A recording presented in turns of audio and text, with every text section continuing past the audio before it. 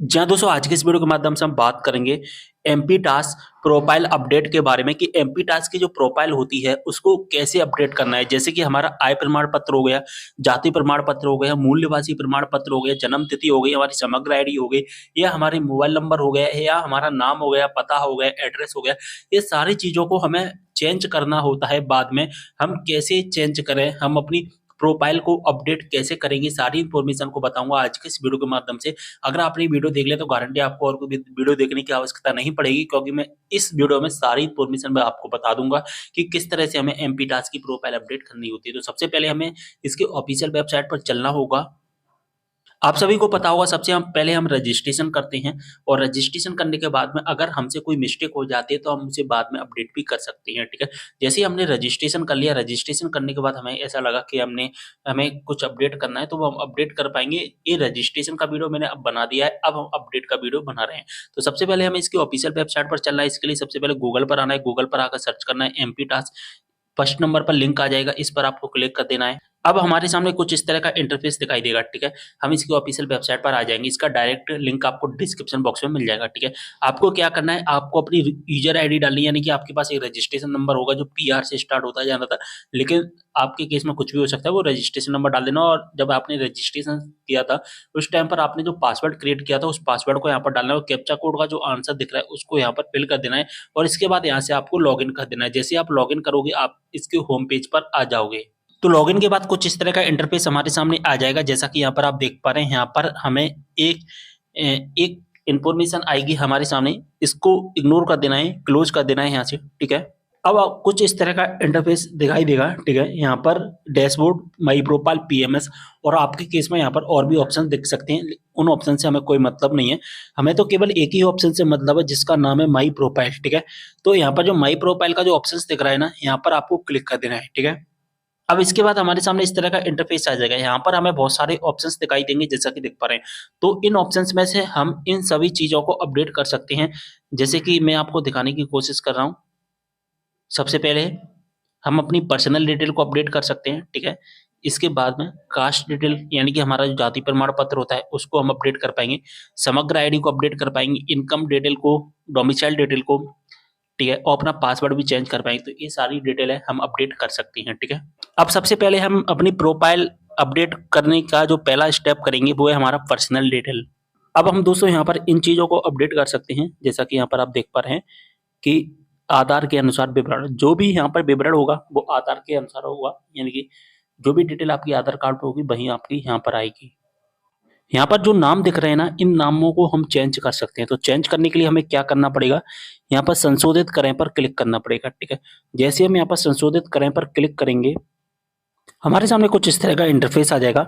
यहाँ पर जो आधार नंबर दिख रहा है, इस आधार नंबर पे एक ओटीपी जाएगा, यहाँ पर कैप्चा कोड डालना है, यहाँ पर चेक मार्क कर देना है, और यहाँ पर वन टाइम पासवर्ड वाले ऑप्शंस पर क्लिक कर देना है। तो होगा क्या कि यहाँ पर एक ओटीपी जाएगा, क्योंकि कोई भी चेंज हम करेंगे वो आधार कार्ड के अनुसार ही हम चेंज कर सकते हैं। तो इसलिए हमें क्या करना पड़ेगा, एक ओटीपी के माध्यम से हमें इसको चेंज करना पड़ेगा, ठीक है। आधार से वेरीफाई होता है इसलिए, ठीक है। अब यहाँ पर हम अपना क्या क्या चेंजिंग कर सकते हैं, यहाँ पर हम अपना एड्रेस चेंज कर सकते हैं। जैसा कि देख पा रहे हैं, हम अपना एड्रेस चेंज कर सकते हैं, जो भी एड्रेस है हमारा पूरा का पूरा, और साथ ही हम यहाँ से अपना मोबाइल नंबर भी चेंज कर सकते हैं। तो यहाँ पर आप अपना दूसरा मोबाइल नंबर डाल देना।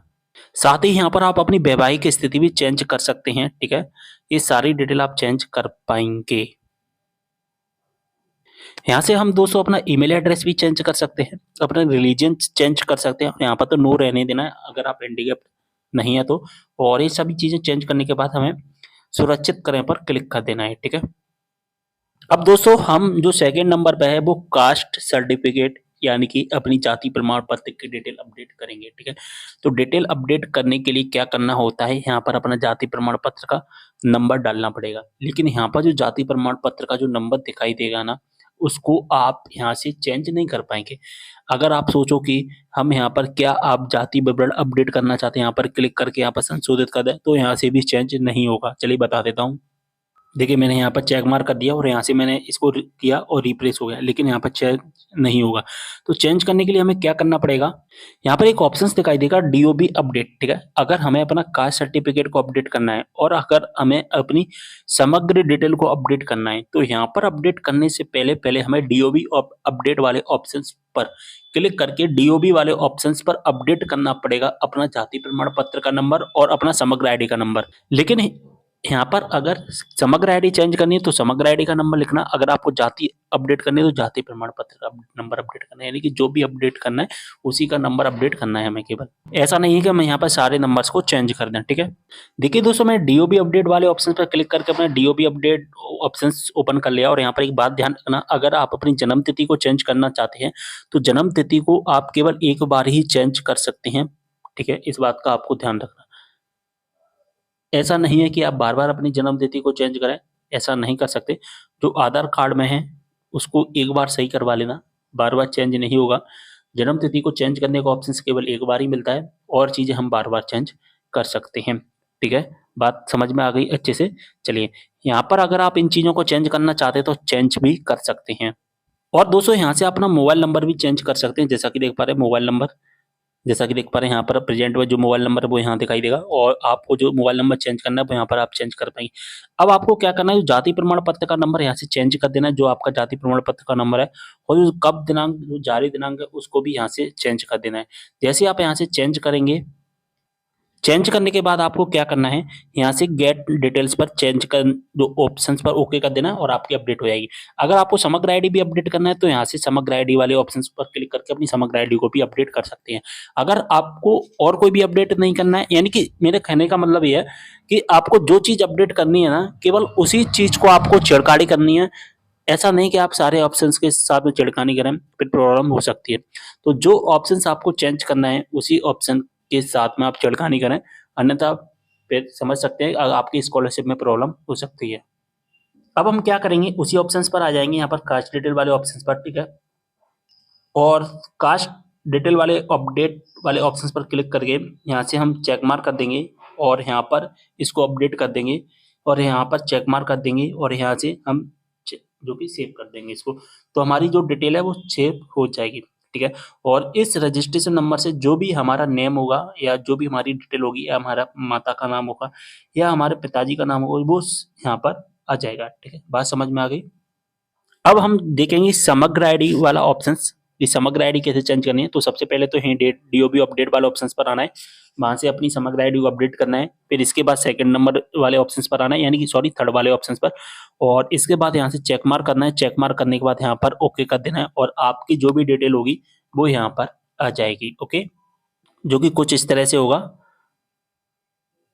मैं आपको पहले ही बता चुका हूँ। डीओबी अपडेट वाले ऑप्शन पर क्लिक करके अपनी डीओबी अपडेट करना है, फिर यहाँ से चेंज कर देना है, ओके। तो जो भी डिटेल होगी आ जाएगी हमारी, और फिर नीचे आके हम इसको चेंज कर देंगे। लास्ट में यहाँ से चेक मार्क कर देना है, यहाँ से सेव कर देना है, ठीक है। चलिए, अब हम इनकम डिटेल को देख लेते हैं। यहाँ पर प्रेजेंट में वो इनकम डिटेल हमें दिखाई देगी जो हमने पहले सेव की हुई है, ठीक है। लेकिन इसको अगर हमें चेंज करना है तो नीचे आना है हमें, ठीक है। नीचे आने के बाद में हमें क्या करना होगा, यहाँ पर हमें दिखाई देगा क्या, एक ऑप्शन संशोधित करें, ठीक है। यहाँ पर हमें क्लिक कर देना है, और जो भी चीज हमें संशोधित करनी है वो यहाँ पर हम संशोधित कर पाएंगे। जैसे कि हमारी क्या आय कितनी है, ठीक है, वो आय हम यहाँ पर डाल देंगे। साथ ही हमारा आय प्रमाण पत्र कब बना है वो डाल देंगे, ये हम यहाँ पर हमारा पुराना है, लेकिन अब हमारा नया कब बना है वो यहाँ पर हम डाल देंगे।